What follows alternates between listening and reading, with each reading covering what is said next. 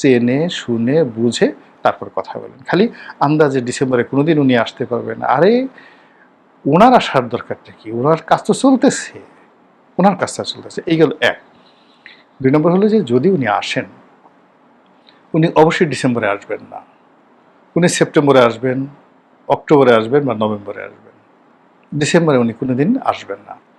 আর December cross করে যদি ২০২৭ সনের জানুয়ারিতে চলে যায়, উনি যদি না আসতে পারেন, ওনার রাজনীতি শেষ এবং আওয়ামী লীগের রাজনীতি শেষ। তো এইরকম যখন হাতে আপনার সময় আছে, সেপ্টেম্বর, অক্টোবর, নভেম্বর, অনলি ৩ মাস। নর্মালি যেটা হয় আমাদের দেশে বলে যে, আরে কাজটা হলো কি? তুমি দেখালে কলা আর দিলে মূলো, দেখালে সুই আর ঢুকালে ফলা। ওই যে আমরা যেভাবে ফলা তো বুঝেন যে তীর বা ঢাল সরকি যেটাকে বলা হয়। আপনি একটা সুই দিয়ে আপনি আঘাত করবেন বললেন, আপনি রাজি হলেন, কিন্তু দেখা গেল পুরো একেবারে ঢাল সরকি ঢুকিয়ে দিলেন হাতের মধ্যে। তো যুদ্ধের এটা একটা কৌশল। যুদ্ধ সবসময় আপনাকে বিভ্রান্ত করে। এর সাথে যুদ্ধ এবং প্রেম, এখানে সকল প্রতারণা বৈধ। তো সেই ক্ষেত্রে এই যে ডিসেম্বরের যে ডেডলাইন, এই ডেডলাইনটা হলো শেখ হাসিনা এবং আওয়ামী লীগের একটা সবচেয়ে বড় কৌশল। এবং এই কৌশলকে স্মরণ করে আপনি ডিসেম্বরকে দিকে নজর রাখবেন, তারপরে সে আসবে, এটাকে কেন্দ্র করে আপনি শুধুমাত্র আপনার সমস্ত মনোযোগ শেখ হাসিনার দিকে রাখবেন।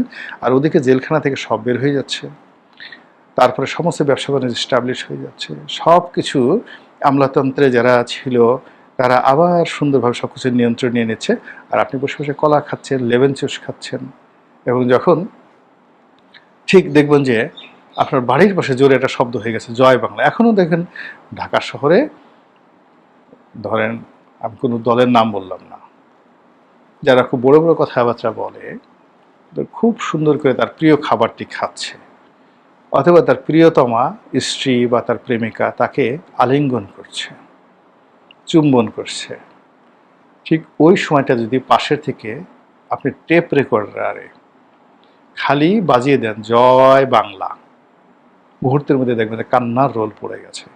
সে ভুলে গেছে তার সামনে তার প্রেমিকা, সে ভুলে যাবে তার সামনে পোলাও কোরমা কালিয়া কুপ্তা আছে। এই যে যেটা আতঙ্ক জয় বাংলা তৈরি করে ফেলেছে, ছাত্রলীগ তৈরি করে ফেলেছে, এবং এটা প্রতি মুহূর্তে বাংলাদেশে তারা এই মহড়াগুলো দিচ্ছে।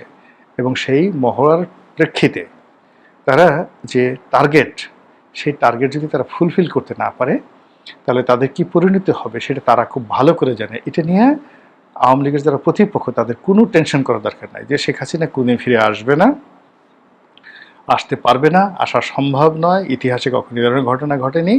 উনি বোগাস কথাবার্তা বলছেন, নেতাকর্মীদেরকে চাঙ্গা করার জন্য কথা বলছেন, সে বেঁচে নাই, মরে গেছে। এগুলো নিয়ে আপনার চিন্তা করার দরকার নেই। তার যারা প্রতিপক্ষ, অর্থাৎ আওয়ামী লীগ এবং শেখ হাসিনা যারা প্রতিপক্ষ, তারা শতভাগ ধরে রাখেন তিনি সেপ্টেম্বর, অক্টোবর, নভেম্বরের মধ্যে ঢুকে যেতে পারেন। ডিসেম্বরে তিনি আসবেন না। কাজেই এই ঢুকে যাওয়ার জন্য যত রকম কৌশল, কূটনৈতিক তৎপরতা, মিলিটেন্সি যা কিছু আছে, সব অপকর্ম তারা করবেন। কাজেই সেটাকে রেখে যত বেশি সুন্দরভাবে প্রস্তুতি নেওয়া যাবে, তত আওয়ামী লীগ এবং শেখ হাসিনা যারা প্রতিপক্ষ, তারা এই নিরাপদ থাকবেন, ভালো থাকবেন এবং সুন্দরভাবে রাষ্ট্র চালাতে পারবেন। মহান আল্লাহ আমাদের সবাইকে হিদায়াত দান করুন এবং হেফাজত করুন। আসসালামু আলাইকুম ওয়া রাহমাতুল্লাহি ওয়া বারাকাতুহু।